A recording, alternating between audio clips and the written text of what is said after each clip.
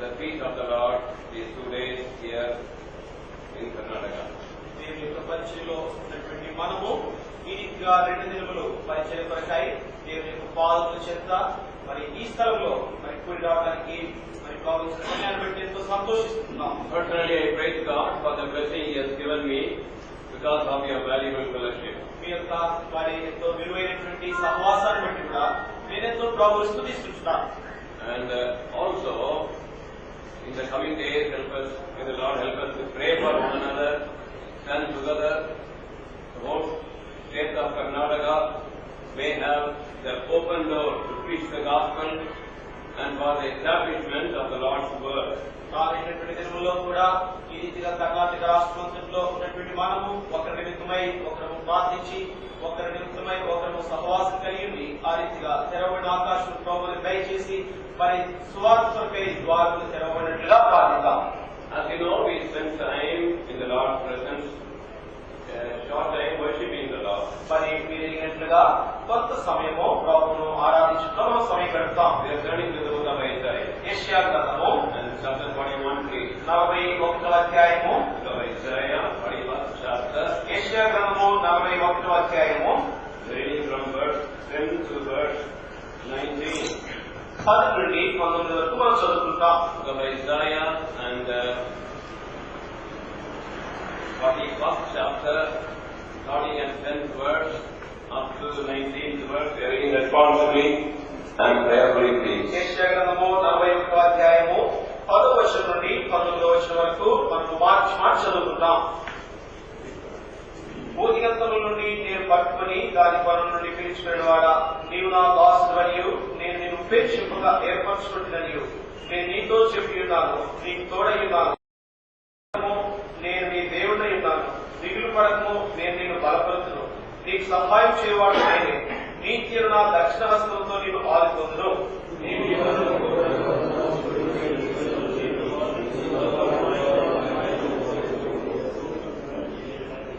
నీతో కలహించు వారిని నీవు వెనక్కు దాని వాటిని కనుగొనలేకపోదువు, నీతో యుద్ధం చేయవారు మాయమైపోదురు, అబావు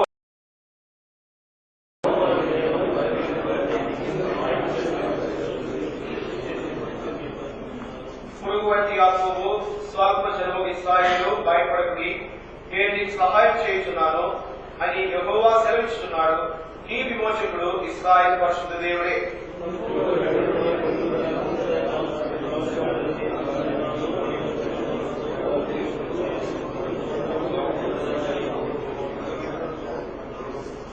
నీవు వాటిని గాలించగా గాలి వాటిని కొనిపోవును, సుడిగాలి వాటిని చెదరగొట్టును. నీవు యెహోవాను బట్టి సంతోషించుదువు, ఇశ్రాయేలు పరిశుద్ధ దేవుని బట్టి ఆశ్చర్యపడదువు.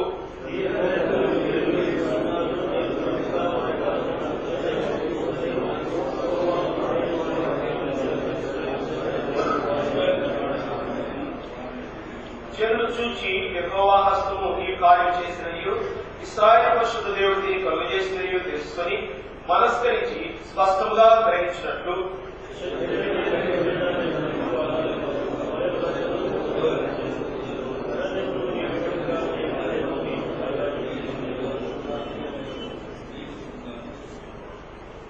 And also we are reading together verse 27. 27వ వచనము అందరం కలిసి చదువుకుంటాం. Verse 27 together, please. 27వ వచనం అందరం కలిసి. The heart of Israel, all the Lord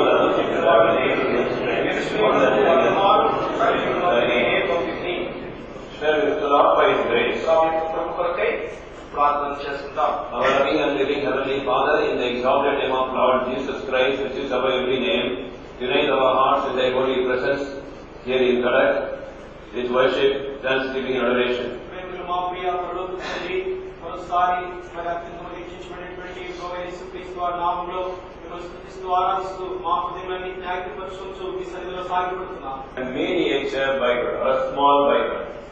యెషయా గ్రంథము మరి చిన్న పరిశుద్ధ గ్రంథము అనేది పిలువబడుతుంది. In the Holy Bible there are 66 books. పరిశుద్ధ గ్రంథంలో 66 పుస్తకములు ఉన్నాయి. In the book of Isaiah there are 66 chapters. యెషయా గ్రంథంలో కూడా 66 అధ్యాయములు ఉన్నాయి. In the Old Testament there are 39 books.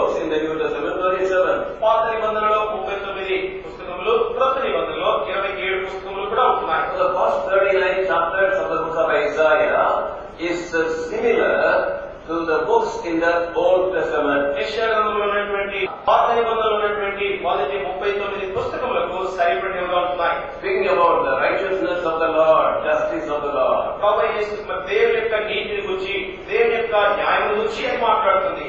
And then when you come to the New Testament portion of the chapters, so this 37 chapters starting from 40 to 66. మరి నూతన నిబంధనలో ఉన్నటువంటి 27 పుస్తకములకు వస్తే, అనగా యెషయా గ్రంథంలోని 40వ అధ్యాయం నుండి 66వ అధ్యాయం వరకు మనం చూస్తే, And there the జ్ఞాపకం ఏంటంటే దేవుని కృప. And when you think about the righteousness of God, the judgment of God, then it is really noteworthy how the Old Testament ends. మరి దేవుని యొక్క మరి నీతి గురించి, దేవుని యొక్క తీర్పుల గురించి కూడా మనం గమనించినట్లయితే పాత నిబంధన ఏ రీతిగా వాటితో ముగుస్తుంది అనేది ఎంతో గమనించదగ్గ విషయం. Referring to the book of Malachi in Old Testament, the last book, పాత నిబంధనలోని మరి చివరి పుస్తకమైనటువంటి మలాఖీ గ్రంథాన్ని తెలుస్తాం. and chapter 4 verse 6. 4వ అధ్యాయము 6వ వచనము. And he shall turn the heart of the fathers to the children, and the heart of the children to the fathers, lest they come and smite the earth with a scourge. నేను వచ్చి దేశమును శపింపుకున్నట్లు అతడు తండ్రుల హృదయములను పిల్లల తట్టును, పిల్లల హృదయములను తండ్రుల తట్టును త్రిప్పును. And lest I smite the earth with a curse. మరి నేను దేశమును శపింపకున్నట్లు. Here in the English Bible, the last word of the Old Testament is curse. మరి పాత నిబంధనలో మరి ఇంగ్లీష్ బైబిల్లో చూసినట్లయితే చివరి మాట శాపం అని ఉంటుంది. So when we think about the righteousness of God and the unrighteousness of us, the human beings, upon this sin-cursed earth, so it is ending with curse. మరి దేవుని మరి భూ సంబంధమైనటువంటి మానవుడు తన యొక్క మరి అనైతికత, మరి యొక్క జీవితము, పాపము దీన్ని చూస్తే దాని ముగింపు శాపంగా ఉంటుంది. But the wonderful thing is, the New Testament ends with the word grace of God. అయితే అద్భుతమైనటువంటి విషయం ఏంటంటే క్రొత్త నిబంధన దేవుని యొక్క కృప ఆ మాటతో ముగుస్తుంది. And we are turning to the book of Revelation 22 verse 21. 22వ అధ్యాయము 21వ వచనము. The grace of our Lord Jesus Christ be with you all. Amen. ప్రభువైన యేసుక్రీస్తు కృప పరిశుద్ధులందరితో తోడైనను గాక. ఆమేన్. So that is why chapters 40 to 66 in the book of Isaiah speaks about the grace of God. కనుకనే యెషయా గ్రంథంలో 42వ అధ్యాయం నుండి 66వ అధ్యాయం వరకు కూడా మరి దేవుని యొక్క కృప గురించే మాట్లాడుతున్నాయి. In their discouraging situations, people turn to these chapters 40 to 66, very often in the book of Isaiah. మరి ప్రజలు ఎంతో నిరుత్సాహకరమైనటువంటి పరిస్థితుల్లో ఉన్నప్పుడు యెషయా గ్రంథంలోని 42వ అధ్యాయం నుండి 66వ అధ్యాయం 40 to 66. క్షమించండి 40వ అధ్యాయం నుండి 66వ అధ్యాయం వరకు ప్రజలు వారు తరచి చూసిన వారుగా ఉంటున్నారు. All of us need the grace of God. మనకు కూడా దేవుని యొక్క కృప అవసరమైనది. What we are is because of the grace of God. మనము ఏమై ఉన్నామో అది దేవుని కృప వల్లే ఉంటున్నాం. What we can do great things for God depends on the grace of God, nothing about our qualification, our ability, our talents and so on. దేవుని కొరకై మనం ఏవైతే గొప్ప కార్యలు చేయగలమో అవన్నీ కూడా దేవుని కృపను ఆధారం చేసుకుని చేయగలం, కానీ మన యొక్క విద్యార్హత, మన తలాంతులు వీటిపై ఆధారపడి చేయలేదు. So every chapter in the book of Isaiah from 40 to 66, you can compare with the 27 books of the New Testament. మరి యెషయా గ్రంథంలో ఉన్నటువంటి 40వ అధ్యాయం నుండి 66వ అధ్యాయం వరకు ఏ పుస్తకంలో తీసుకున్నప్పటికీ కూడా క్రొత్త నిబంధనలో ఉన్నటువంటి 27 అధ్యాయాలతో మనం పోల్చి చూడవచ్చు. And the book of Isaiah 40th chapter is like Matthew's Gospel. మరి యెషయా గ్రంథంలో ఉన్నటువంటి 40వ అధ్యాయము మత్తయి సువార్తతో పోల్చబడుతుంది. In Matthew's Gospel, the Lord Jesus Christ is projected as a king. మత్తయి సువార్తలో ప్రభువైన యేసుక్రీస్తు వారు రాజుగా ప్రదర్శించబడుతున్నాడు.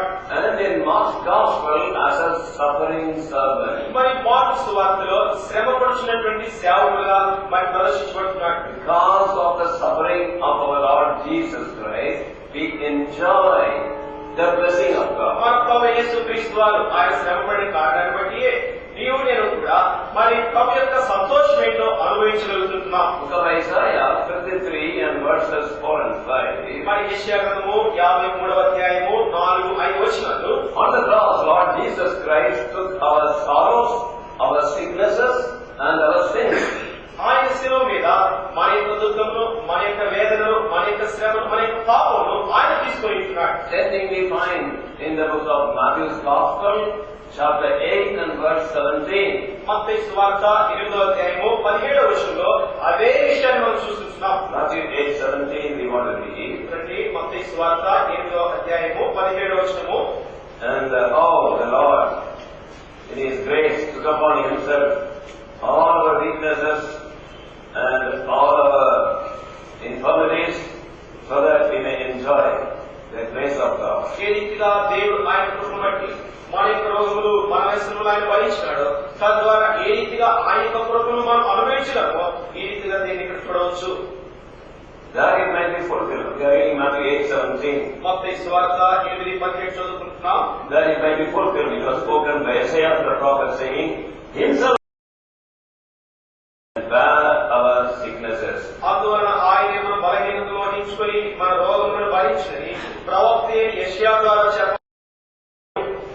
And that is why here we find in this chapter 41 of Isaiah, all through His sufferings and the shame He has borne for us and what He took upon Himself on the cross, we can enjoy more and more in the service of God, the grace of God. యెషయా గ్రంథము 41వ అధ్యాయం నుంచి మనం చూసినప్పుడు Calvary శిలువ మీద ప్రభువైన యేసుక్రీస్తు వారు ఏ రీతిగా మన నిందను, మన వేదనను, మన శ్రమను భరించినాడో తద్వారా మనము ఆయన యొక్క పరిచర్యలో ఆయనను ఏ రీతిగా మనము సంతోషించి అనుభవించగలమో దాన్ని మనం చూడవచ్చును.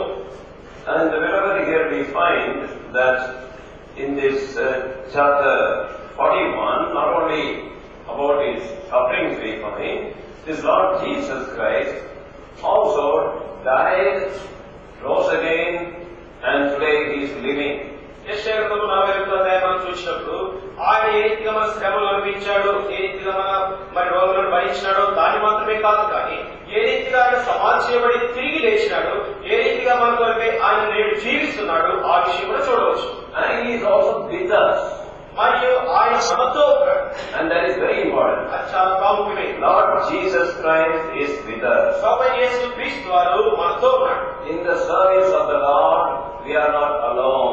దేవుని యొక్క పరిచర్యలో మనం ఒంటరిగా లేము. And again He is reminding us ఆయన తిరిగి మన జ్ఞాపకం చేస్తున్నాడు that He is with us. ఆయన మనతో ఉన్నాడు. In Matthew's Gospel, మత్తయి సువార్త and chapter 28, 27వ అధ్యాయము and verse 20, Matthew 28:20. 27వ అధ్యాయము 20వ వచనము. Though I am with you all the